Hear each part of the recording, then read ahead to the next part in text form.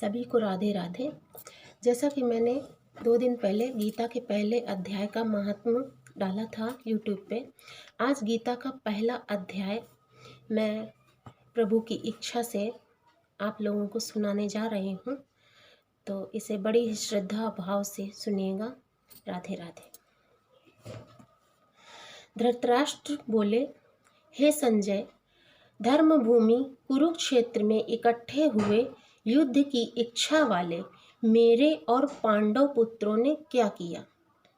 इस पर संजय बोले, उस समय राजा दुर्योधन ने व्यूह रचना युक्त पांडवों की सेना को देखकर और द्रोणाचार्य के पास जाकर यह वचन कहा, हे आचार्य, आपके बुद्धिमान शिष्य द्रुपद पुत्र धृष्टद्युम्न द्वारा व्यूहाकार खड़ी की हुई पांडव पुत्रों की इस बड़ी भारी सेना को देखिए।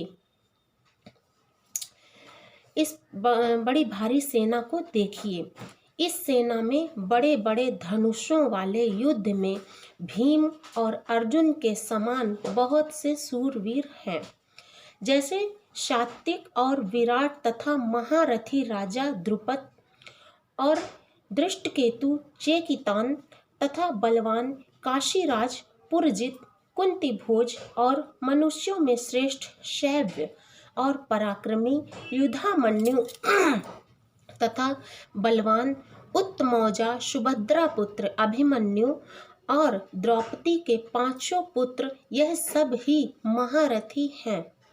हे ब्राह्मण श्रेष्ठ, हमारे पक्ष में भी जो जो प्रधान हैं उनको आप समझ लीजिए।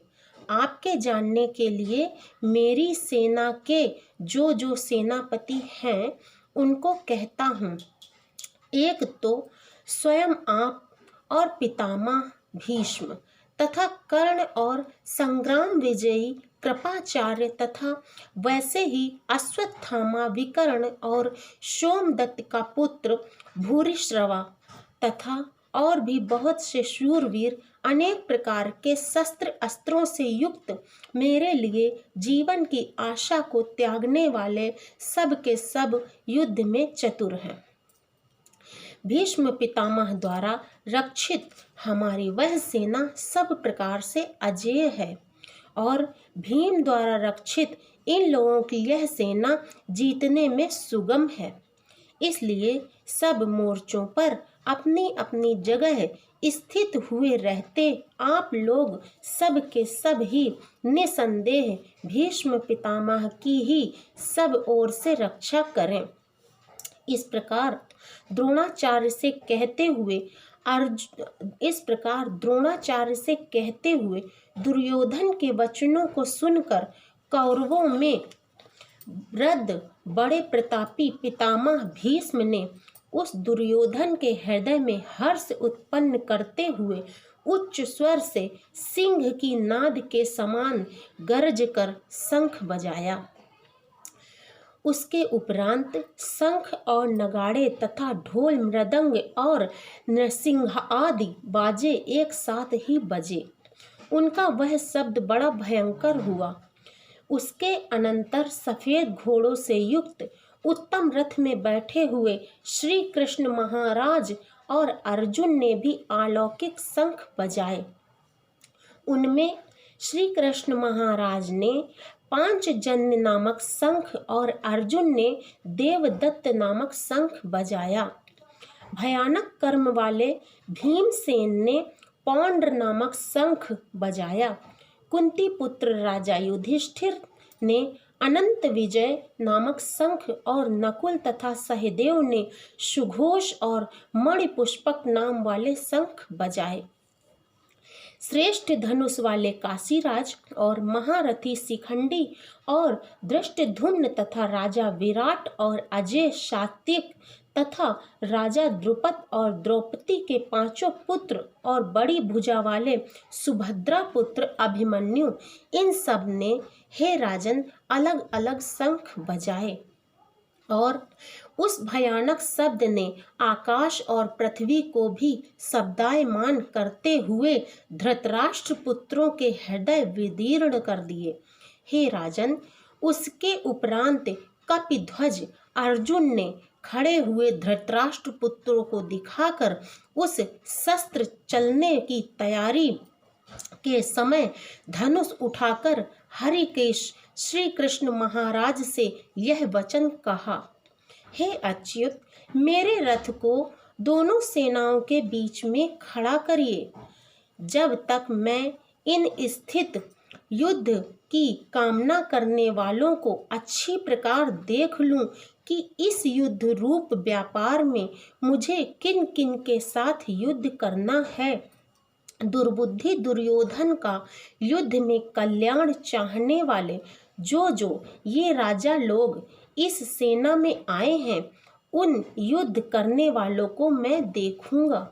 संजय बोले, हे धृतराष्ट्र, अर्जुन द्वारा इस प्रकार कहे हुए महाराज श्री कृष्णचंद्र ने दोनों सेनाओं के बीच में भीष्म और द्रोणाचार्य के सामने और संपूर्ण राजाओं के सामने उत्तम रथ को खड़ा करके ऐसे कहा कि हे पार्थ, इन इकट्ठे हुए कौरवों को देखो। उनके उपरांत प्रथापुत्र अर्जुन ने उन दोनों ही सेनाओं में स्थित हुए पिता के भाइयों को, पितामहों को, आचार्यों को, मामाओं को, भाइयों को, पुत्रों को, पौत्रों को तथा मित्रों को, ससुरों को और सुहृदयों को देखा। इस प्रकार उन खड़े हुए संपूर्ण बंधुओं को देखकर वह अत्यंत करुणा से युक्त हुआ। कुंती पुत्र अर्जुन शोक में डूबकर यह बोला, हे कृष्ण, इस युद्ध की इच्छा वाले खड़े हुए स्वजन समुदाय को देखकर मेरे अंग शिथिल हुए जाते हैं और मुख भी सूखा जाता है और मेरे शरीर में कंपन तथा रोमांच होता है तथा हाथ से गांडीव धनुष गिरता है और त्वचा भी बहुत जलती है तथा मेरा मन भ्रमित सा हो रहा है। इसलिए मैं खड़ा रहने में भी समर्थ नहीं हूँ। हे केशव, लक्षणों को भी विपरीत ही देखता हूँ तथा युद्ध में अपने कुल को मारकर कल्याण भी नहीं देखता। हे कृष्ण, मैं विजय नहीं चाहता और राज्य तथा सुखों को भी नहीं चाहता। हे गोविंद, हमें राज्य से क्या प्रयोजन है अथवा भोगों से और जीवन से भी क्या प्रयोजन है, क्योंकि हमें जिनके लिए राज्य, भोग और सुख आदि इच्छित हैं, वे ही यह सब धन और जीवन की आशा को त्याग कर युद्ध में खड़े हैं। हे गुरुजन, ताऊ, चाचे, लड़के और वैसे ही दादा, मामा, ससुर, पोते, साले और सभी संबंधी लोग हैं। इसलिए हे मधुसूदन, मुझे मारने पर ही अथवा 3 लोकों के राज्य के लिए भी मैं इन सबको मारना नहीं चाहता। फिर पृथ्वी के लिए तो कहना ही क्या। हे जनार्दन, धृतराष्ट्र के पुत्रों को मारकर भी हमें क्या प्रसन्नता होगी। इन आतताइयों को मारकर तो हमें पाप ही लगेगा। इससे हे माधव, अपने बांधव धृतराष्ट्र के पुत्रों को मारने के लिए हम योग्य नहीं हैं, क्योंकि अपने कुटुंब को मारकर हम कैसे सुखी होंगे। यद्यपि लोभ से भ्रष्ट चित्त हुए यह लोग कुल के नाशकृत दोष को और मित्रों के साथ विरोध करने में पाप को नहीं देख सकते हैं, परंतु हे जनार्दन, कुल के नाश करने से होते हुए दोष को जानने वाले हम लोगों को इस पाप से हटने के लिए क्यों नहीं विचार करना चाहिए। क्योंकि कुल के नाश होने से सनातन कुल धर्म नष्ट हो जाते हैं।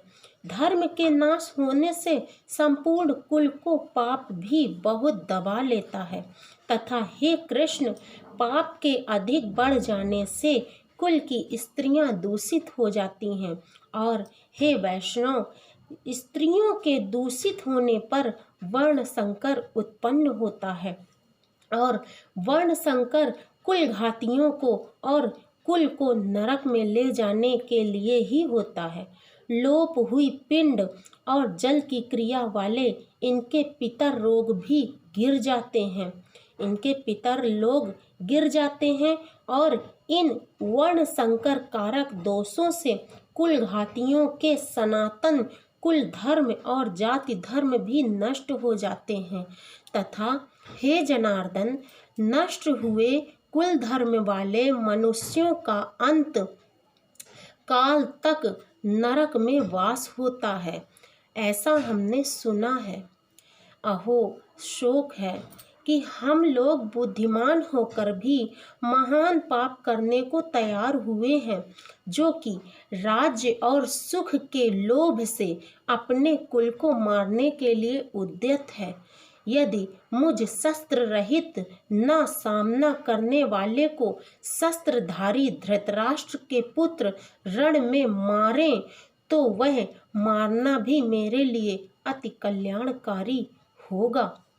संजय बोला कि रणभूमि में शोक से उद्विग्न मन वाला अर्जुन इस प्रकार कहकर बाण सहित धनुष को त्याग कर रथ के पिछले भाग में बैठ गया। यह था गीता के पहले अध्याय। राधे राधे।